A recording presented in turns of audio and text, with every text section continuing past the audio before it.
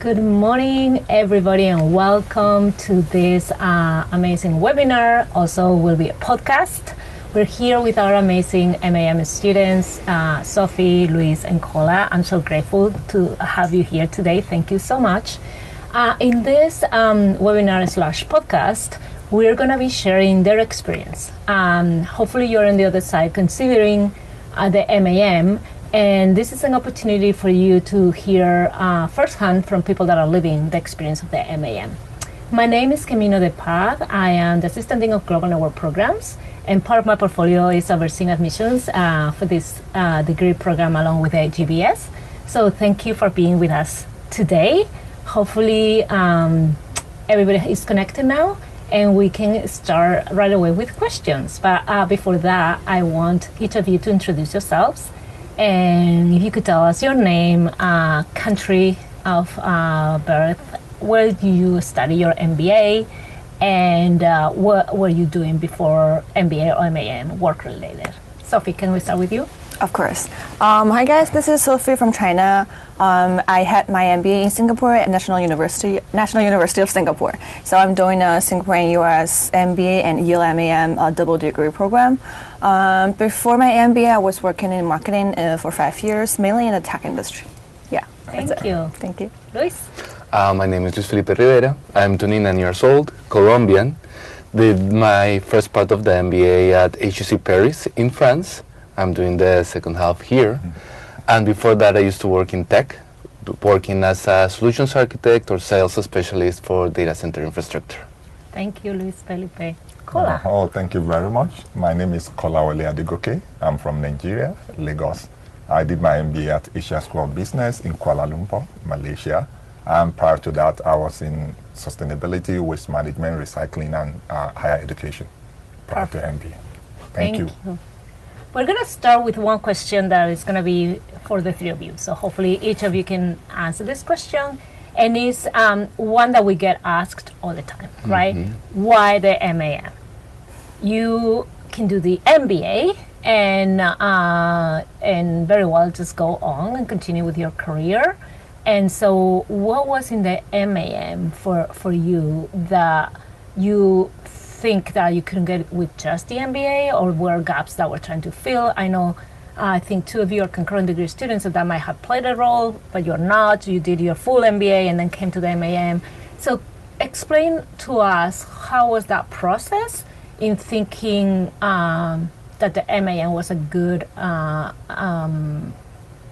next step in your academic journey? Cole, I'm going to start with you this time. Yes, thank you very much, and I'm glad to take the first step of it. Yes, because I finished my MBA, then I was thinking, why do I need another degree? And that's the question. But after I heard about MAM, long before when I was doing my MBA, I was like, I don't need another degree and all that. But after I finished, I just remember I need to become a professional out of a professional. You know, there's a circle, all of us at MBA, but as you go in your career, you remember that you need to have this consultancy, this professionalism. Then I checked the MBA, MAM program. It gives you the ability to go fully into the core of what you want to become. And the aspect of the global leadership was so interesting for me. I just couldn't resist. So I'm glad I'm here. Thank you, Cole. Please, Felipe. I think to me it was about becoming a well-rounded professional. So all of my experience had been in Colombia, and I really wanted to experience like the rest of the world. My first step was definitely Europe. And in Europe, I was very focused on regulation and how to manage big integrated markets and how to do it from a perspective of tech. But that always felt like it was incomplete because I needed the American perspective, the innovation perspective, the move fast and break things perspective. So that's when I heard about the MAM here at Yale. And it really felt like the perfect fit that would allow me to do one extra year in a completely different culture, and then like Yale has really blown away all my expectations. Thank you, Luis Felipe. Sophie? For me, quitting from job and entering back to, going back to the school is not only like a career design and all, it's actually a whole life path design. So it's like very closely related to my career goal. For example, I tried to start my own business right before my MBA, and my future career goal is to start my own business around AI and mental health care. I already built very solid foundation in NUS, my MBA, about like the finance part and the normal, business part. But I need a lot more knowledge about like healthcare, about AI stuff, which after I learned about our MAM program, our like extraordinary flexible curriculum and resources, not only from Yale, but also from the US whole system, is a big plus for me to, really design my whole life. Yeah. Thank you. To the audience, I'm going to keep asking questions that you have pre-submitted before the webinar. Thank you so much. And others that we have. But please, if you have questions as we are talking, submit them in the Q&A feature of Zoom, and we will be answering them. I have my laptop here, so I will be getting those questions live and asking them to our students. So the next question that I have, and again, any of you can answer, is the curriculum, right? We always say, oh, it's so flexible. You can decide what you want to study. Basically, you can take classes anywhere across the university or at SOM.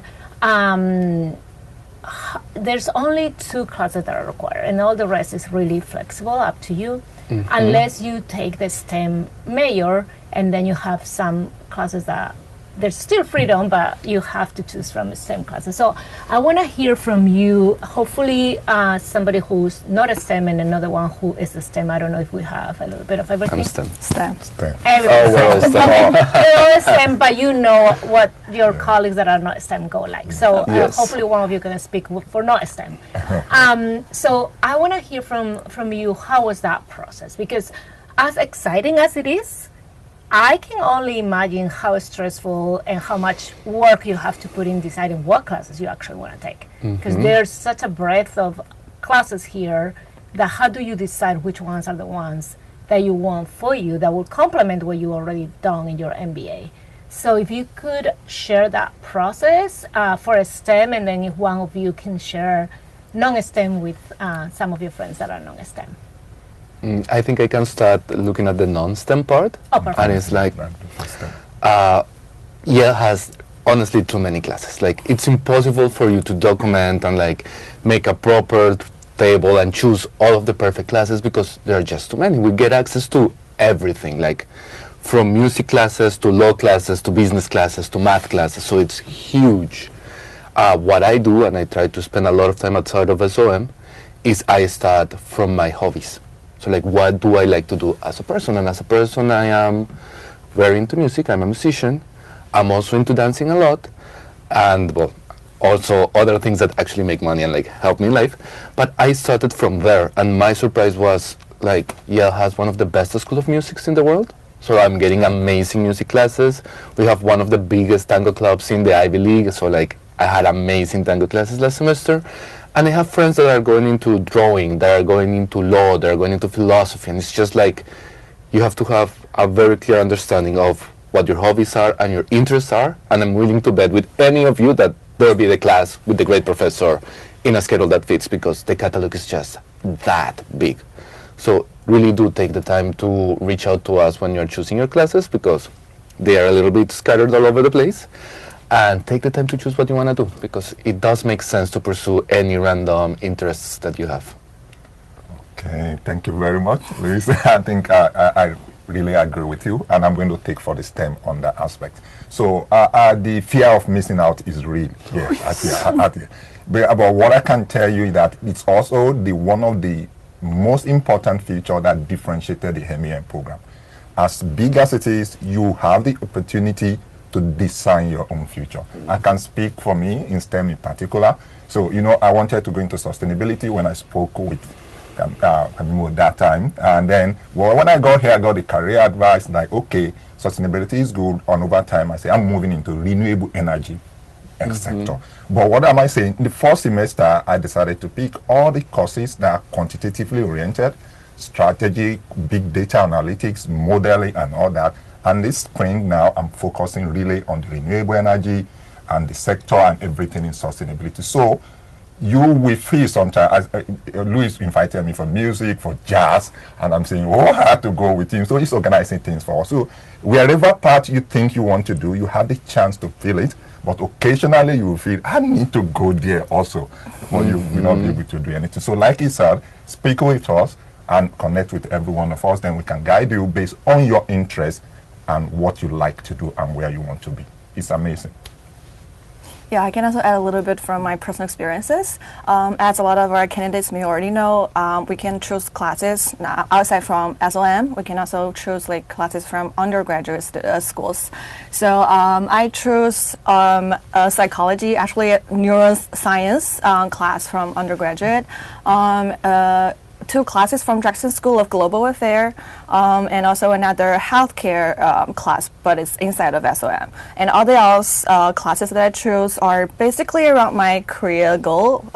So they're more around like AI and coding, but they're actually quite diverse. For example, I did some courses around the basic knowledge about software, but also a lot of like vibe coding classes. Our classes are super, super advanced. I would say we have extremely good like quality of our professors and classes. So we are actually at the frontier of the most advanced AI technology, and we're basically like learning every new things with the professor and build products every weekend during the class. So yeah, I'm also taking like dance classes and also singing classes. Yeah, as the personal life. So, whatever you want to choose, it will just be on your expectation. It's not, I would say it's more excitement than struggling to choose the courses, because I'm super satisfied with all the courses that I've ever chosen. Yeah. Yeah. Thank you. You mentioned the professors. Yeah. So I think that a lot of candidates have this perception that the Yale faculty are like unapproachable, these people that are here like they are the best in their fields, they can lecture the students and you don't really interact with them, while it's quite the opposite. So what has been your experience interacting with professors, and are they helpful? Do they give office hours? Do they help you with your plans for the future? Like, what is your experience with the faculty? I'll say they're very human. My experience with most of them, if not all, is I look at them, their CV is impressive, their achievements are impressive, but once they walk into the classroom, they just want us to learn and they just want to help us. So all of the time they are offering their network, they're offering their expertise, they're offering advice, and it is as simple as going after class and saying like, hey, can we grab a coffee? I'm very confused about philanthropy, for example. Talking about the classes, I was in a philanthropy class.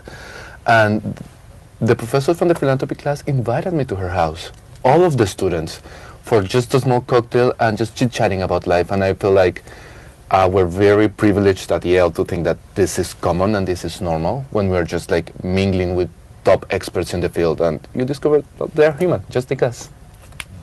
Okay, thank you very much for sharing that. And for the nerdy people in the room and watching us, I'm going to tell you, see, I took a game theory class. Many of you heard of Nash equilibrium before, and if you have not heard, you can just check it out.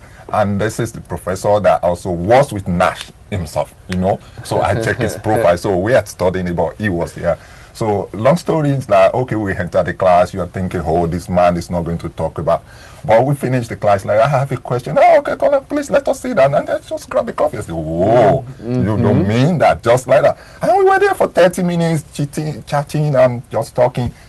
It's amazing. The same thing at SOM, Professor Tate and many of them, they've been very wonderful at the global leadership. And you will not believe the perspective and the way you can easily relate with people. Honestly, it's uncommon.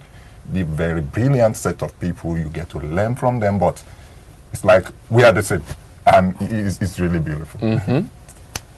Yeah, our professors for sure have different teaching styles. For example, some of them are super flexible and they come up with new ideas when they teach, and some of them are super academic rigid. For example, Professor AJ, his classes are so popular, like burned out all my credits. But like, for sure, all of them are super like friendly and warm. I had a lot like office hours with them, not only for assignments, but more about like to discuss about my startup idea and to kind of like find a way to sharpen my idea. Oh, and also like Professor Kyle Jensen, Oh, my he's amazing. software, he's so amazing. Yeah, the software management class.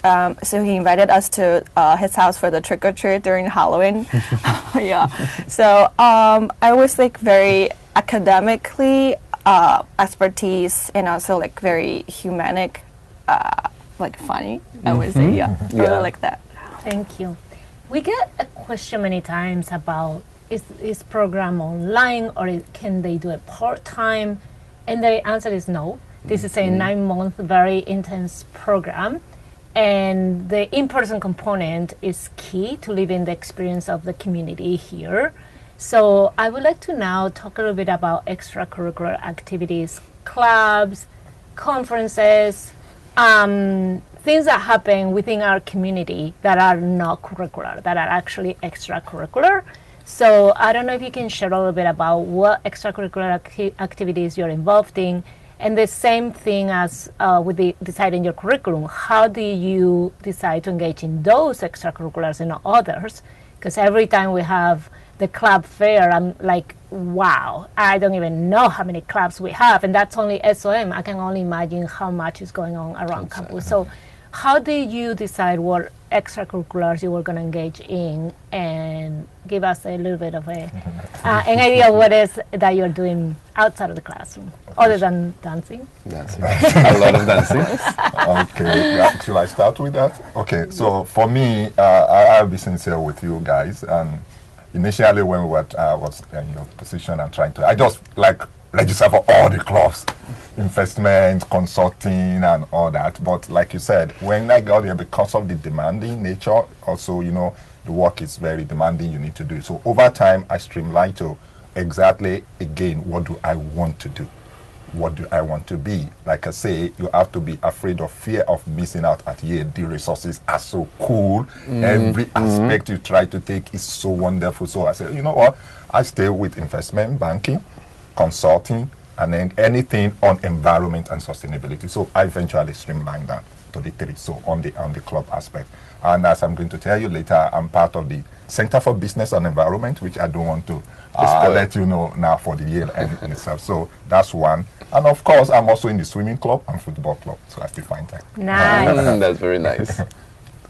I'll say, I mean, a lot of things. I think Kola is very right on you need to know how to streamline. I'll go a step back, and the way you find out about most things at SOM is through the club fair and reading the Slack channels, and we get like 3 newspapers. No one reads them, and they're full of opportunities all the time, so do try to do that.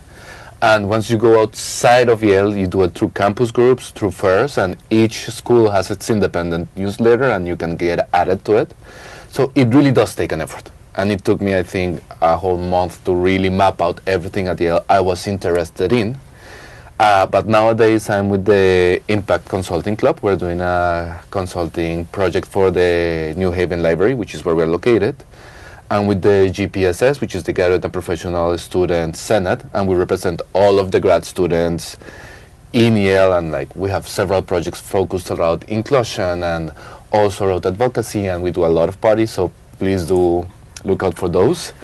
I'm taking my music classes. I am doing Pilates twice a week, which is quite fun, I'll say. And also with DFA, which is Design for America. That's an undergraduate organization for designers, which is part of my background. And I work giving them mentorship and helping them structure the club. And that's just the things that I do outside of SOM. Inside of SOM, we get the Tech Club, which I am part of.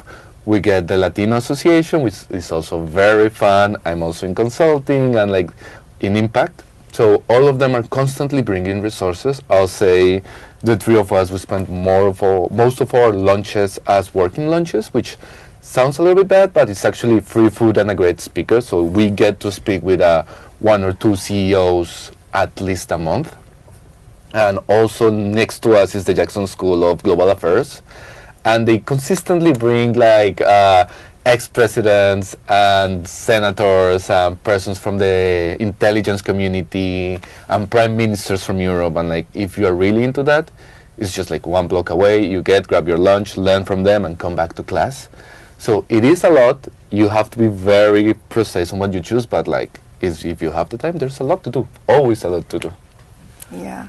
My way to design like my extra curriculum is actually two ways. First of all, to fit my brain. Second, fit my body. Like Louis, I also like spend a whole month just experimenting, participating in every activity that we have. For example, all of those clubs, we have hundreds of clubs. And after the 1 month experiment, I finally settled down to, for the fitting my brain part, I spent a lot of my time in the Thai City, which is an entrepreneurship hub from Yale. So I applied their Launchpad program and also currently in the way of the accelerator program. And also maybe in the future also the summer fellowship program. So it's a whole life cycle path to help you, shape your idea to building a real MVP product and then launch it like at scale and really earn money. And it has a lot of mentorship from the industry and also of course from our professors. So it's like really, really fancy opportunity. I would say just take it. And also like about fitting my body part, I'm taking like dancing classes and music classes. They're the free social Latin dance. I really love salsa and bachata, and we have like social networking sessions after that. And we also have a bar like organized by Yale, so we went there a lot to party and meet new persons. And also like as MAM cohort, we're a really like small but super close and diverse cohort. So we have a lot of our own parties. I really enjoy that. It's very fun. Yeah. I have a question in my mind, but I'm going to say it, but I don't want any of you to answer. Okay. I wonder if you guys get any sleep. Okay, don't answer that. Very few hours. Okay. It's pretty impressive. Like, wow. Like the things that you are immersed in. And I get it. It's a year and you want to make the most out of it, but that's a lot. It's a lot. So I'm going to be moving from the program itself back to the application cycle, if you remember. So I know that I think Cole applied when he was already working. Yes. So you were done with the MBA. Yes. You were probably applying while you were in the MBA. So we always tell candidates to apply when they feel they can submit the strongest application, right? Like spend time with your essays, make sure you get the best score that you can in your GMAT or GRE.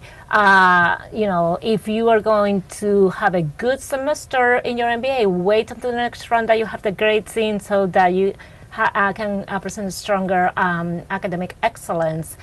How do you navigate the application? How, especially those of you that were already in the MBA, so you were busy and you had to prepare for this application. So what advice would you give prospective candidates on how to prepare the best application and succeed and get admitted into the program? I'll say from my standpoint, I applied while I was at HEC, and I was very lucky that most of the required tests in like skill and also in language were still like available for me. So that saved a lot of time in the application process. Most of it was only focusing on the essays. On the essay side, I'll say do take a lot of time with it. I am surrounded by like amazing, brilliant people. So like the competition will be tough. But what I'll say is that the definition of success for Kola, for Sophie, and for me is wildly different. So do not be like ashamed of your background, or do not build an application trying to be a consultant. There's no need for that. There's no need to pretend you're an investment banker or some of the like these three careers that we always go, like VC, investment banking, and consulting, because in the MIM cohort, everyone is extremely diverse. So it's more of play to your strengths, show why you're unique, show why it would be interesting to have you in the classroom listening to your opinion. And based on that, it should go smoothly. Thank you. And also, please allow me to maybe raise a question for our candidates, which is, I know that some of our MAM applications is at the same time with our MBA application. I guess the same for it's the issue for the HEC. No. Right? I applied 1 year after being accepted in HEC. We have that possibility with ATC and with NUS now, that candidates can apply to both degrees prior to starting any of them. right? That's great news. Yeah, but I don't think that was the case for any of you. You applied when you were in the program already. Yes. Yeah. I applied it during my MBA. I would say like my MBA life is super, super busy as well. I'm the tech president of the tech club and managing everything. But applying for MAM is actually quite manageable. First of all, we already have GMS score before MBA. And second of all, we already clearly figured out what we want to do in the future, what kind of person we want to be. So that make the biggest like efforts already. I only actually spent a whole day writing the essay, and another day like filling the form, and then finish the video interviews. At that time, I finished my MBA busy semester first, and then we have like global immersion trip from my MBA. So a lot of our classmates went to Thailand for a trip. So after I get back, I only have the 2 days left. So do not follow me. I'm really a bad example, but I mean, luckily, yeah, I made it here. Yeah. Okay, if I can comment for the other guys that day, I really resonated with what you mentioned, that you have to apply on your own time. I heard about MAM, of course, when we were doing our MBA, but it's like, I'm not sure I could do that now. Looking at circumstances, your financial background, your everything, you look at it. But I will also tell you now, if there is any best time for you to apply to MAM, that was yesterday. Second best time is now that you are listening. So then what I would say on your application is this: you try to follow Louis. Be authentic. Don't worry about it. Authenticity is one of the most important things. Take time to reflect on what you want to be, exactly how you want your life to be, and try to pen them down over time and think about it. You will shine through, and then you trust the process and the people here that they will see you. So don't try to be not. That's what I would say. And I'll add, don't worry about the interviews. Like, my interviewer was Matt, and we pretty much like said hi to each other. We really hit it off, had an amazing time. By the end, I was like, I just like chatted with a friend, like, what's going on with this interview? And it was like, yeah, it's pretty much a vibe check. So like, just be yourself. It will be good. Thank you. Kola. Yes. From Nigeria to Kazakhstan to New Haven, Connecticut. Tell us how you do that. And what is it moving to New Haven? What do you like about New Haven? How was it finding like a place to stay? Like doing that like in very short period of time because you were leaving your job in Kazakhstan. Like, how is all that? Because that's also another layer of complexity to come into the MAM. So how do you navigate all that, and what do you like about New Haven outside of Yale? Oh, thank you very much. And that is, I think sometimes from Nigeria back to Kuala Lumpur, back to Kazakhstan. Oh, I forgot Kuala Lumpur. Yeah, back to Kuala Lumpur, then finish my MBA, like I mentioned, got a job in Kazakhstan, Almaty, and then decided it's the next step. So I will say here, even I don't want to like exaggerate for you. It's super amazing for me as a person. I will tell you, one of the reasons why I say sincerely is you have very few cities where you will have the mega city in an institutional environment without the distractions of New York, if you get what I mean. So I do go to New York all the time from here. Like, I just finished lecture 4-5. I'm back at Madison Avenue and then coming back. So, but here is so popular. You have every infrastructure you will need from the city, the museum, the art, any place that you want to go. You have the shoreline at the sea. You can just walk to the sea. So I just take like a 30-minute ride. I go there just to make sure you reflect and all that. So you have all that in a city, and also calm. You can walk anytime. I don't want to mention some of the email we received. So for me, it's quite okay. On the accommodation side, and certainly here, I think it's the resources we have here at Yale. So they're very super helpful. If you need anything, don't make mistake of asking, because you will have too many options. If you just ask any alumni, anybody. So don't try to be, I'm one of the people that love to do things for myself. Sorry, I'm taking the space. It's like, no, just ask. You have so many options. I don't know where to stay. People want to come and stay with them, even before you get your accommodation. Yes. So it's amazing here. Don't keep it to yourself. I need money, I need finances, I need this one. Whatever it is you need, you speak out. That helped me to quickly settle down. I didn't even feel like, I mean, I had many options for accommodation and anything. So Was it also easy for you to find a place to stay? Yeah. It's super easy. I searched online when I was in China and found a like really safe and huge apartment full of a lot of like Yale students, PhD and college students. We really had fun. My like New Haven currently becomes one of my favorite cities right now. I've been living in different scale of cities. For example, I'm from a very small village, and then I also worked in Beijing for a few years, and then Singapore. I also like stayed in Shanghai for internships and a lot of places. New Haven like is a place that's very peaceful. I would say it allows me to really like calm down and dig deep about myself and focusing on what I want to do in the future, for example, my startup. And when I want to have fun, I just go to New York. Yeah, so pretty flexible. And yeah, maybe one thing I want to mention is about the safety. A lot of people may like afraid of it or concerned about it, like I was. But after I arrived here, I feel it's actually quite safe. I like never meet anything. There might be some issues, but actually very seldom and actually a little bit far away from Yale campus. Yeah. Yeah. Thank you. We got a question from the audience. I'm going to ask you, Luis Felipe. So besides the 2 mandatory classes, Yes. that's basically all the classes that you take as a cohort together as the MAM. Yes. So how do you build the MAM community? Like if you only have 2 classes together and then the rest of the classes you're scattered all over the place, how do you build that sense of community as the MAM? I think a lot of it starts in the first month. We actually are here before classes start, and we get a lot of activities where we get to like know each other, know our passions, like mingle a lot, and like it's a very good month where everyone becomes really close friends, and you in a way form your community and you get to know your people. Then yes, you only have 1 class during the first half of the semester, another class during the second half, but that means we see each other each week, and it's usually enough for us to build a community. We're lucky enough to have our own WhatsApp group, and like we're consistently inviting each other to MAM hangouts. We call ourselves the MAM fam, so it just happens very organically. I'll say it does sound like if you don't have any other classes together, you never see each other, but that's not true. It just means like you consistently see the people that share your interests. So for example, in this semester, I have 5 different classes, and in all 5 of them, I have at least 4 or 5 MIM members because we have the same interests.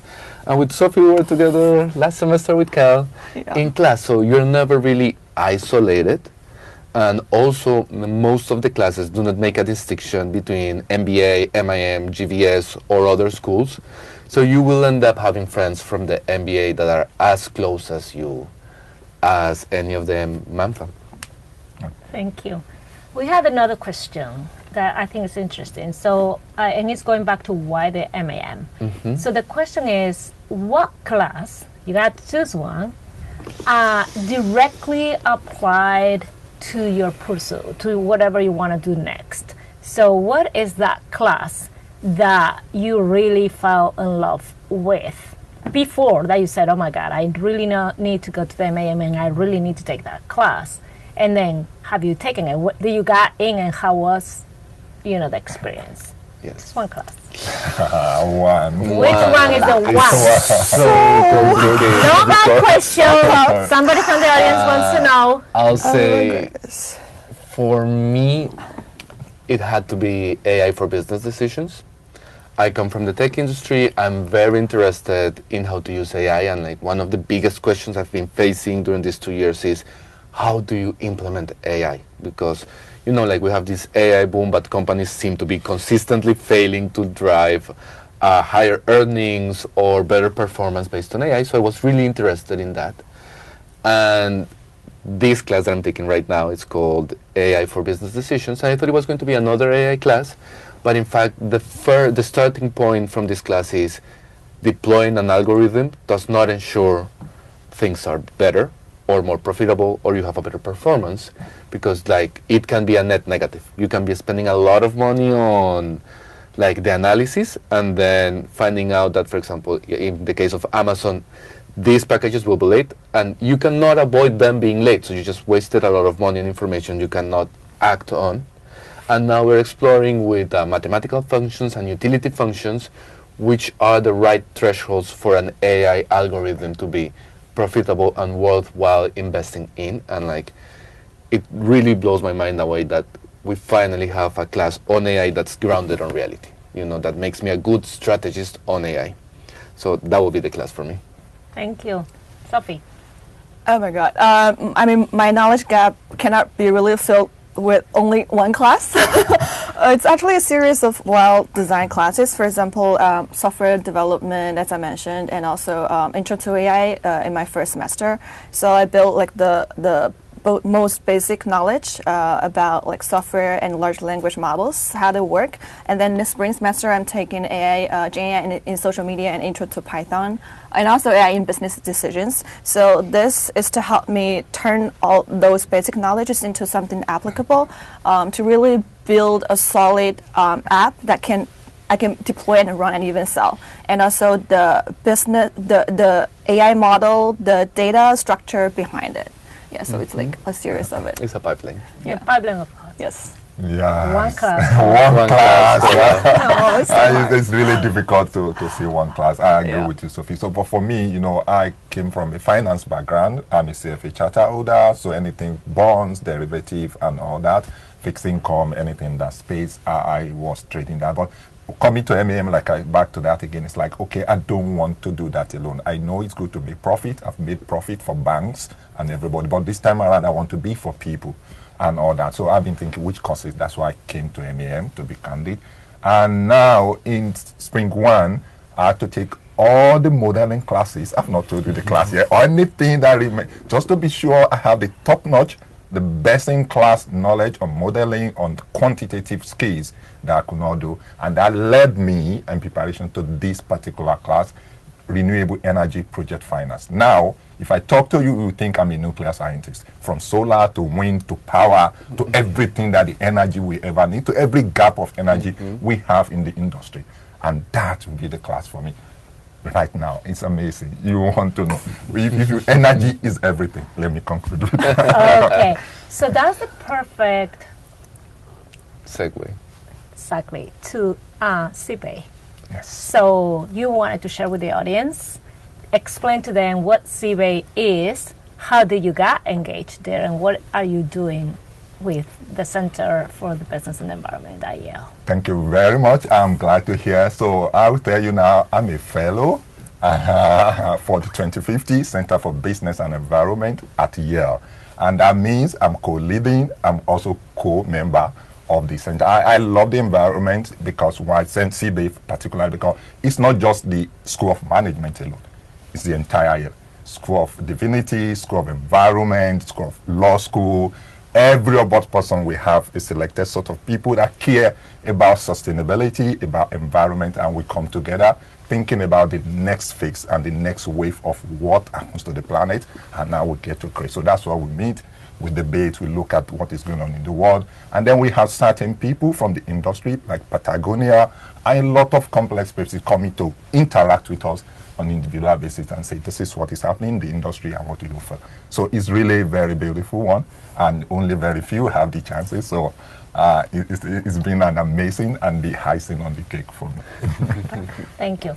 We've spoken so much about classes, extracurriculars, filling the gaps, fulfilling your dreams personally and also professionally.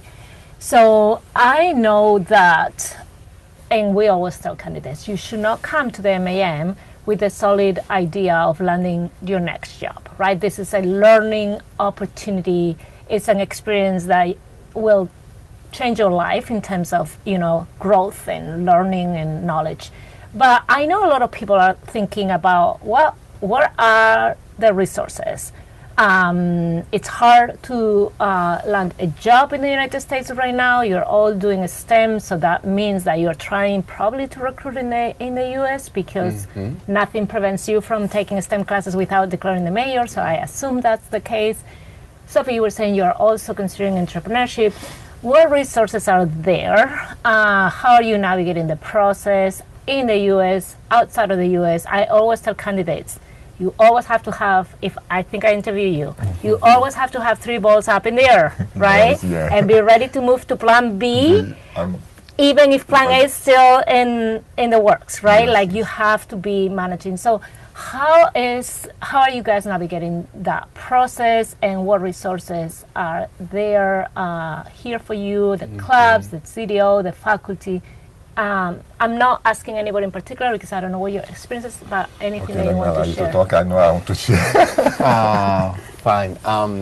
Well, I'm looking to stay in the US, and I'll start with the basics. And there is no discrimination between MBA and MIM in the resources we get for career. So we get full access to all the coaches, we get full access to all recruitment opportunities, we get full access to the recruitment platform where companies post jobs for us. So in that way, I actually don't feel disadvantaged as being part of the MIM. I just think it's Why hard. should you? Exactly. Hello? No way. But I mean, in comparison with an MBA. Because they are 2 years with us, Yes. right? So let's clarify that. Our MBA is a 2-year degree program. Our MAM is 1 year. So you basically join our second year MBAs for recruitment. Yes. So we do get access to all the resources, and the Yale brand is strong enough for us to get a foot in the door pretty much in any company we want to. Actually, we have a very stereotypical Yale picture in LinkedIn that you can tell it was taken at SOM, and it is actually a networking tool because people see it and they go like, oh, that's a fellow SOMer. They don't think, again, if it's GVS, MIM, MBA, it's just like you're part of the SOM community. So I think like the environment is very competitive. It will definitely be a challenge, but you get a full chance, actually. I think you can actually try as much as you want. Perfect. Are you also navigating opportunities outside of the US? Yes. Yes, my case is quite particular because I'm looking at opportunities in the US with Yale, but HEC is a very strong brand in Europe, so I'm looking at opportunities in Europe. That's wonderful. And my network back in Colombia is also quite strong because I was already part of the tech industry, so I also have like a plan D back in Colombia. So you mentioned 3 volts. I feel like I have like 6. 6. You know, like Even better. exactly. I have plan A, B, C for 3 different continents. So pretty much, it's a lot of work. But everyone here is very willing to help you. I'll say even the coaches have appointments for you every week, and also open sessions where you can just like come in and ask random questions with them at every lunch. So really do use all of their resources because there's a lot of them. Thank you. Do you want to share anything else? Yeah, I think you said all of it, but I will just try to rephrase what you said. Simply, the resources are amazing for recruiting. I really I appreciate it. The official resources, you can go to the CDO if you like every day of the week throughout the program. They have free candy. Yeah, so you can speak with a coach about your career, somebody to guide you. You have, if you're talking of technical resources, there's nothing you want. The rocket blog, this and this, you know, you will be, it's an ocean of resources. You pick the one that you, so I just want to reinforce that. On recruiting, of course, that's the main thing. The alumni are the one for me that is amazing for me here. You can speak with anybody in the industry, and that may also. I've not. Let me know. I spoke with one of our alum, which is also a CEO in the marketing, and I'm saying, "Oh, do I want to work in insurance now?" Okay, no, I don't want to work. So it's go. The resources are amazing, and the opportunity to speak with people. The alumni are willing to help you more than you may be willing to get the job. So that's what I want to tell you. That's so nice to hear. That makes me happy. That's nice to hear. I also want to mention that MEM is really a good place for you to explore. I mean, if you don't really have a very settled goal yet, not only from the flexible curriculum, but also from the career resources and everything. For example, our career service can help you. Like we have general mentorships, to go through your resume and help you practice your behavioral questions. And we also have a lot of activities from all the clubs. For example, the tech club, they update you with every new job opportunities. They can help you mock interview cases and help you prepare for example, PM interviews. Yeah, and also a lot nice, and also the guest speakers. We really have amazing guest speakers from every classes. For example, I spent half of a class have a debate or argument with the first field employee from Anthropic, and we also have a lot of talk to some VC people. They are basically all Yale alumni that invited by our professors. Really, extraordinary Really resources. Thank you. I'm sure not everything was easy. So if you were to say what has been the main challenge for each of you, it could be anything. It could be academic. It could be moving, countries. It could be mingling with people here. I don't know. What would you say has been your main challenge navigating the MAM? Yes. Can I want to start? Okay. For me, just to kickstart this one, is that the choice was initially the beginning, which path to take. I will go back to that. It was challenging, okay, do I want to stay back in my safe haven investment banking and consulting, or do you want to move to a new path? But once that is sorted, because truly this is a Yale-sized resources that you are coming into. It's a very big resources, and then you feel, again, I repeat that you are missing out on this aspect of this is easy or not. So that was challenging, the deciding what to do. But once that is over, everything is more on the lifestyle, what you need to do. I think SOM, particularly, they'll make sure that you never lack anything. You will be in abundance of. It's not things that can be solved that will be hard. And if you want to speak regarding your mental health and everything, so there are more than enough resources to help you cope. So I practically don't feel anything physically or resource-wise, but yourself and following your career, following your path, and staying true to what you want to do can be challenging because the courses are not simple too. So, Thank you got to put in hours. Sophie? I would say time management. It's we do really have too many resources, and we don't want to we just want to experience everything. It's not even a problem of prioritization. For example, last semester I have a lot of things just in 2 days. For example, I have 5 classes per day, 2 coding assignments due that day, 2 final 10-page final papers due that day, and also my startup pitch 2 pages the second day. So it's I'm not even mentioning the social work, networking stuff, the parties, all those things. So I'm trying my best to prioritize and handling, really manage my time, but it requires skills. It's a lot. Yeah, it's a lot. It's a lot. I'll echo Sophie. To me, it's time management. In my case, it's not like I have spikes of work, but that I always have work. I always need to be doing something or deliver something, prepare something. And I'm always trying to streamline it because to me it feels like every extra hour that I manage to get in the day, again, it's an extra activity or it's an extra party or it's an extra networking session. So I'm consistently thinking about how can I better manage my time. It's driven me to a point of I actually have a Notion with project management for my classes. And so that's been challenging. I do think that it's something that you can adjust. I think Sophie and I were very into doing a lot of things all the time.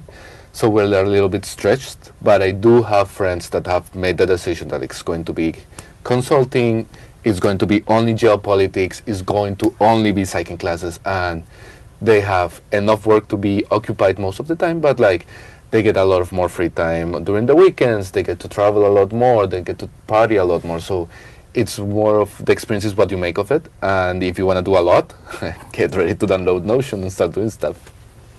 Perfect. Unbelievable, but we're approaching the end of the webinar. We have 8 minutes left, but we have a couple questions. So this one I want just one of you to answer. The first one is related to fellowships, right? You were talking about you're a fellow at CBAE. Are there any other fellowship opportunities with other focuses? Do you know of any other opportunities?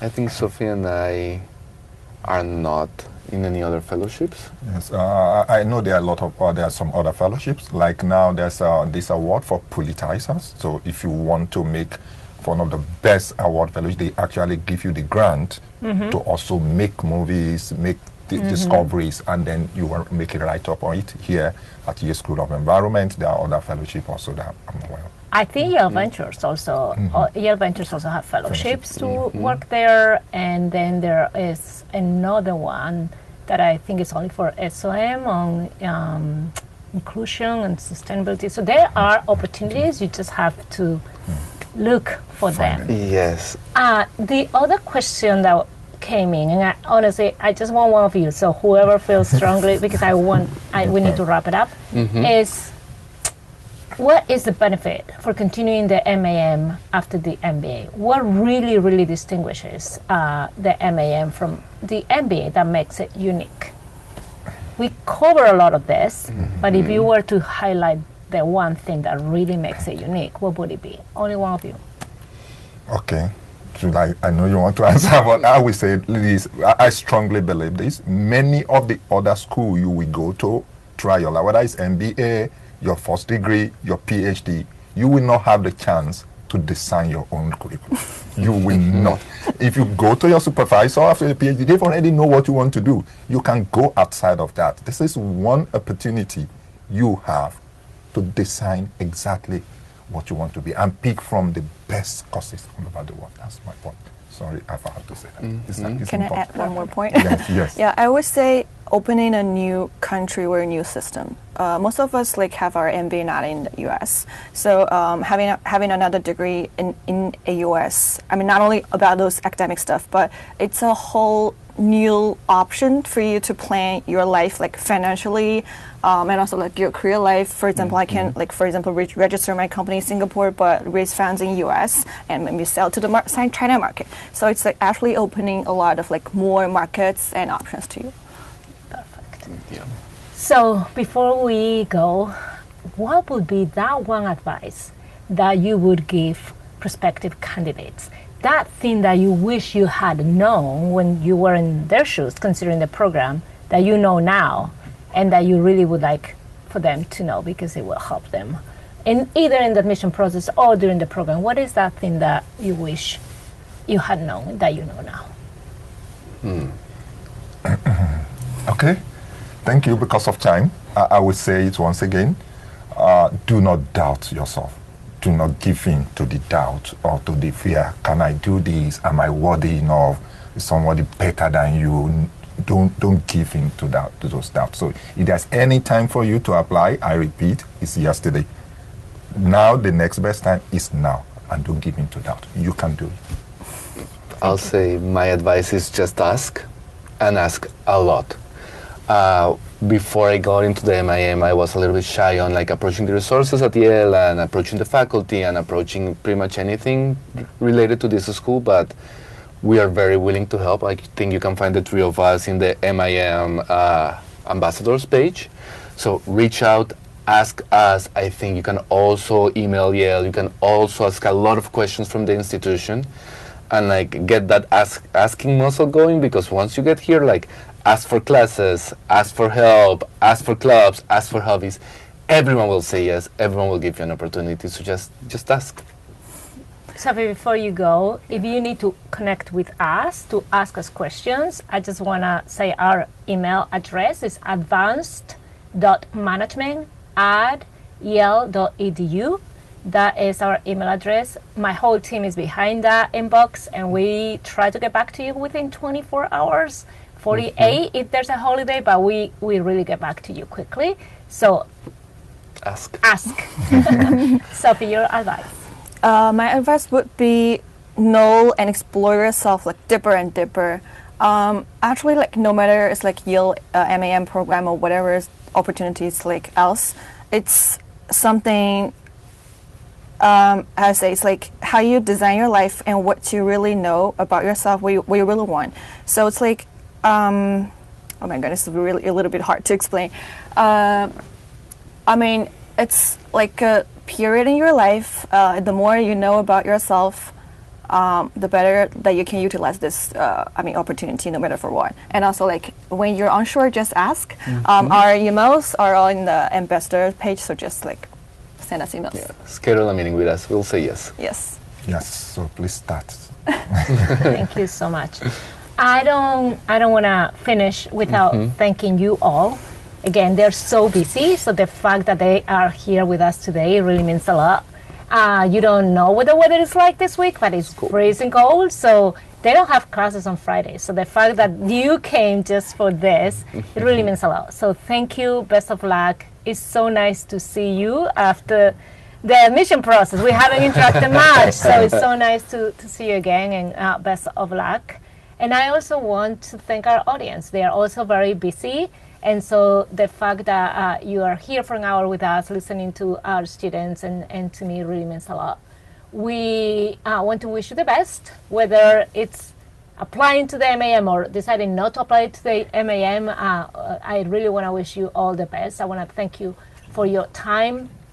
Our next round of application is February 23rd, so there's still time to put together that amazing application, and then we already have another round. So there will be slots in every round. We will have a scholarships a budget for every round. So if you think that this is the program for you, you cannot apply yesterday, but you definitely can apply today. There we go. Thank you, everybody, for your time today. I hope everyone has a nice weekend. This webinar will be recorded, so you can then watch the recording on our website, and it's also going to be an episode of our podcast. So it will also, you can also access it in our podcast series, MAM Admissions Unplugged. Thank you, everybody, and I hope to read your applications very soon. Bye. Thank you. Bye. Thank you.